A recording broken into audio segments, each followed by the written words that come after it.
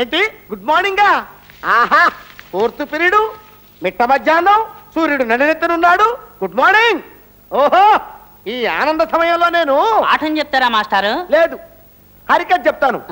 అందుకే కదా గవర్నమెంట్ వాళ్ళు మాకు జీతాలు ఇచ్చేది. కాసుకోండి. పవమ్మ సుతుడు బట్టు పాదార విందమునకు నీ నామ రూపమునకు నిత్య జయ మంగళం. Silence silence. నాతో స్పోర్ట్స్ ఆడకండి, బ్రెయిన్ తినేస్తాను. రేయ్, నిన్న పాట ఎక్కడ ఆపాను? పులి స్టాప్ దగ్గరండి.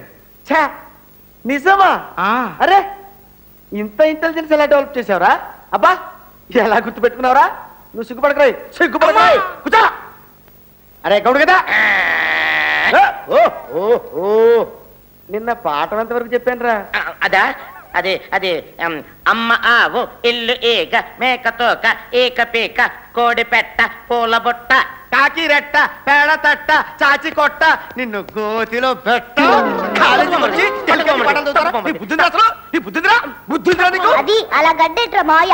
ఈ వెదనాంతో నాకు బ్యాడ్ నేమ్ వచ్చేస్తుంది. రాత్రి హోంవర్క్ చేసి పెట్టమని టెక్స్ట్ బుక్ నోట్ బుక్ ఇచ్చాడు. నోట్ బుక్ ఇచ్చాడు, టెక్స్ట్ బుక్ పట్టుకొచ్చాడు. కొన్ని హోంవర్క్ అయినా సరిగ్గా చేసి వచ్చాడంటే అది లేదు. చీ, అన్ని బూతులే.